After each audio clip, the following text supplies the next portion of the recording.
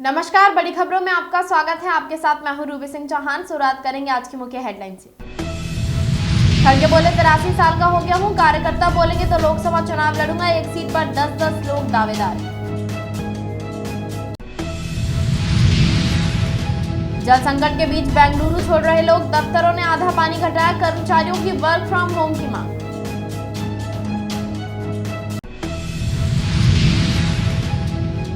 हरियाणा की नई सरकार का फ्लोर टेस्ट आज, सीएम सैनी ने बहुमत का दावा किया, बोले 48 विधायकों का समर्थन पत्र राज्यपाल को सौंपा।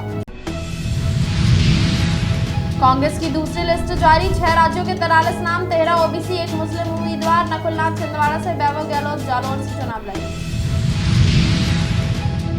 गृह मंत्रालय बोला, भारतीय मुसलमान सीएए से डरे नहीं, उनकी नागरिकता पर कोई असर नहीं होगा, उन्हें हिंदुओं जैसा ही अधिकार।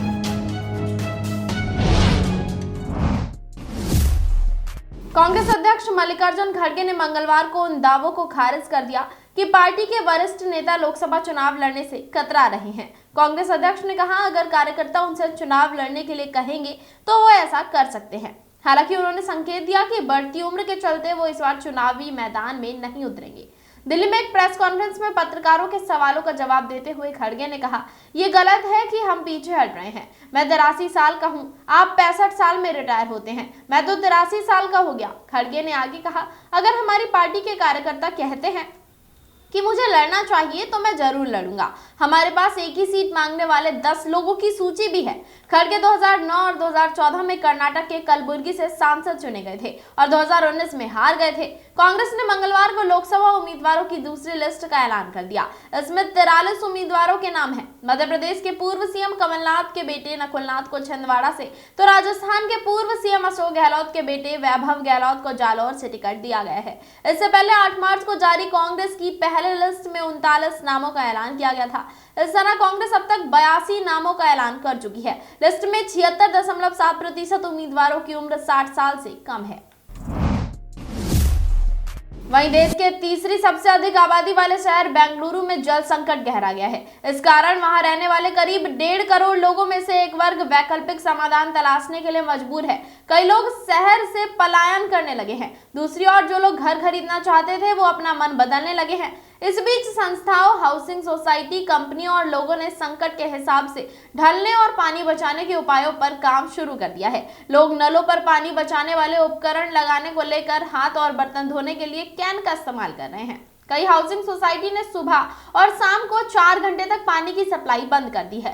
सोशल मीडिया पर राज्य के सीएम सिद्धारमैया से आईटी कंपनियों के लिए वर्क फ्रॉम होम अनिवार्य करने की गुहार लगा रहे हैं, ताकि शहर में और उसके बाहर घर जाकर इस परेशानी से निजात पा सके। कोचिंग सेंटर्स और स्कूलों ने बच्चों को स्कूल आने के बजाय घर से ही क्लास लेने की सलाह दी है। वहीं मनोहर लाल खट्टर के इस्तीफा देने के बाद नायब सिंह सैनी ने राज्य के नए मुख्यमंत्री के रूप में शपथ ली। नायब सिंह सैनी के अलावा बीजेपी के 4 और एक निर्दलीय विधायक ने मंत्री पद की शपथ ली। बीजेपी के कंवरपाल, मूलचंद शर्मा, जयप्रकाश दलाल के अलावा बनवारी लाल और निर्दलीय विधायक रणजीत सिंह चौटाला ने मंत्री पद की शपथ ली। ये पांचों मनोहर लाल खट्टर मंत्रिमंडल में भी मंत्री थे। इसके साथ ही सीएम ने राज्यपाल से बुधवार को विधानसभा सत्र बुलाने का अनुरोध किया है। बुधवार सुबह 11 बजे विधानसभा का 1 दिवसीय सत्र बुलाया गया है। सैनी ने कहा कि सदन में हमारी सरकार निश्चित रूप से बहुमत हासिल करेगी। विधायकों का समर्थन पत्र राज्यपाल को भी सौंपा है। वहीं जजपा के 10 विधायकों के अलग होने के बावजूद भाजपा के पास स्पष्ट बहुमत है। भाजपा के पास अपने कुल 41 विधायक हैं और 6 निर्दलीय विधायकों का समर्थन प्राप्त है। राज्य में 90 विधानसभा सीटें हैं। इस हिसाब से उन्हें विश्वास मत हासिल करने के लिए 46 विधायकों का समर्थन चाहिए। वहीं सत्र में कांग्रेस विधायक भी पहुंचेंगे। ऐसे में बहुमत परीक्षण के दौरान हंगामा होने के भी आसार है। वहीं कांग्रेस ने मंगलवार को लोकसभा उम्मीदवारों की दूसरी लिस्ट का ऐलान कर दिया है। इसमें 43 उम्मीदवारों के नाम हैं। मध्य प्रदेश के पूर्व सीएम कमलनाथ के बेटे नकुलनाथ को छिंदवाड़ा से, तो राजस्थान के पूर्व सीएम अशोक गहलोत के बेटे वैभव गहलोत को जालौर से टिकट दिया गया है। इससे पहले 8 मार्च को जारी कांग्रेस की पहली लिस्ट में 39 नामों का ऐलान किया गया था। इस तरह कांग्रेस अब तक 82 नामों का ऐलान कर चुकी है। लिस्ट में 76.7% उम्मीदवारों की उम्र 60 साल से कम है। लोकसभा चुनाव के लिए कांग्रेस ने 10 सीटों पर उम्मीदवार घोषित कर दिए हैं। इन पर पिछले चुनाव के किसी भी उम्मीदवारी का टिकट नहीं है। एक दिन पहले कांग्रेस में आए राहुल कसवा को चूरू से टिकट दिया गया है। भाजपा ने उनका टिकट काट दिया था। पूर्व मुख्यमंत्री अशोक गहलोत के बेटे वैभव गहलोत को जालौर सिरोही से उम्मीदवार बनाया गया है। पिछली बार वैभव ने जोधपुर लोकसभा सीट से चुनाव लड़ा था। वहीं केंद्रीय गृह मंत्रालय ने मंगलवार 12 मार्च को फिर नागरिकता संशोधन अधिनियम के नियमों को और स्पष्ट करने की कोशिश की। कहा 18 करोड़ भारतीय मुसलमानों को किसी भी स्थिति में नागरिकता संशोधन अधिनियम से डरने की जरूरत नहीं है।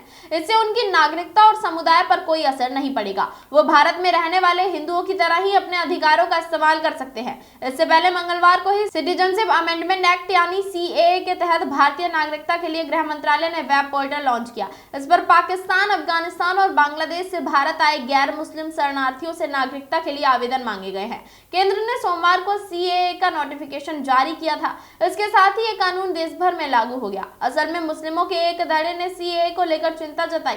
गृह मंत्रालय ने इसी को क्लियर किया है।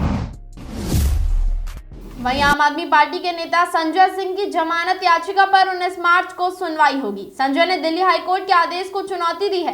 हाईकोर्ट ने दिल्ली शराब नीति और मनी लॉन्ड्रिंग मामले में संजय सिंह को जमानत देने से इनकार किया था। इससे पहले सुप्रीम कोर्ट ने 26 फरवरी को जांच एजेंसी को नोटिस जारी कर याचिका पर जवाब देने को कहा था।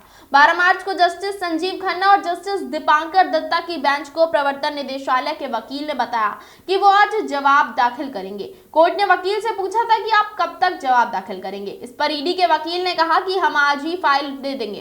इसके साथ कोर्ट ने 19 मार्च को सुनवाई को कहा है। हालांकि इस बात की जानकारी नहीं है कि ईडी ने जवाब दाखिल किया या नहीं। हाईकोर्ट ने 7 फरवरी को संजय सिंह की जमानत याचिका खारिज कर दी। वहीं राजस्थान के पोखरण में मंगलवार को इंडियन एयरफोर्स का एक तेजस फाइटर जेट ट्रेनिंग के दौरान क्रैश हो गया। यह हादसा मंगलवार दोपहर करीब 2 बजे हुआ। जेट क्रैश होकर जैसलमेर शहर से 2 किलोमीटर दूर जवाहर नगर स्थित एक हॉस्टल पर जा गिरा। हालांकि पायलट ने ऐन वक्त पर इजेक्ट होकर अपनी जान बचा ली। इंडियन एयरफोर्स ने कोर्ट ऑफ इंक्वायरी के आदेश दे दिए हैं। इसका एक वीडियो सोशल मीडिया पर शेयर किया जा रहा है। वीडियो में पायलट को जेट से इजेक्ट होकर निकलते और जेट को कम ऊंचाई पर गिरते देखा जा सकता है। कैमरे के फ्रेम में तेजस फाइटर जेट को दाएं से बाएं ग्लाइड करते देखा जा सकता है। इसी बीच पायलट पैराशूट खोलता है और जमीन की ओर उतरता है। एयरफोर्स ने अधिकारियों को बताया इंडियन एयरफोर्स के फाइटर प्लेन में एक ही पायलट था। जेट के क्रैश होने से पहले वो इजेक्ट हो गया था। उसे आर्मी हॉस्पिटल भेजा गया है। वहीं जिस हॉस्टल पर जेट क्रैश होकर गिरा वहां किसी के चपेट में आने की सूचना नहीं है। बताया जा रहा है कि हादसे के दौरान हॉस्टल खाली था। वहीं अमेरिकी सांसद रिच मैककॉर्मिक का कहना है कि पीएम नरेंद्र मोदी एक बार फिर भारत के प्रधानमंत्री बनेंगे। न्यूज एजेंसी PTI को दिए इंटरव्यू में उन्होंने कहा, मोदी काफी लोकप्रिय नेता है। आने वाले लोकसभा चुनाव में उनकी पार्टी जीतेगी। मैं भारत आया था, मोदी के साथ लंच किया था, पार्टी के सदस्यों में उनकी लोकप्रियता देखी थी। अगर कोई 70% लोकप्रिय है तो वो मोदी ही है। रिच मैककॉर्मिक ने कहा, अर्थव्यवस्था, विकास, सभी लोगों ने प्रति सद्भावना पर उनका नजरिया काबिले तारीफ है। दुनिया भर में प्रवासी भारतीयों के बीच भी वो काफी पसंद किए जाते हैं। ये भारत को देखने का, दुनिया का नजरिया बदल देते हैं। भारत के रणनीतिक संबंध और वैश्विक अर्थव्यवस्था पर उनका सकारात्मक प्रभाव पड़ा है। मैककॉर्मिक ने कहा, भारत आत्मविश्वास के साथ आगे बढ़ रहा है। मोदी के नेतृत्व में भारत की अर्थव्यवस्था हर साल 6 से 8% तक बढ़ रही है। अन्य देशों के साथ काम करने की उनकी इच्छा की तारीफ होनी चाहिए। उनकी लीडरशिप में भारत बेहद ईमानदार नजर आता है। वो टेक्नोलॉजी चुराने नहीं बल्कि शेयर करने पर सहमति जताते हैं। वो भरोसा दिलाते हैं जिससे टेक्नोलॉजी शेयर करना आसान हो जाता है। इसी के साथ इस बुलेटिन में फिलहाल इतना ही। ऐसी ही तमाम बड़ी अपडेट्स के लिए जुड़े रहें हमारे साथ और देखते रहें न्यू इंडिया न्यूज नेटवर्क।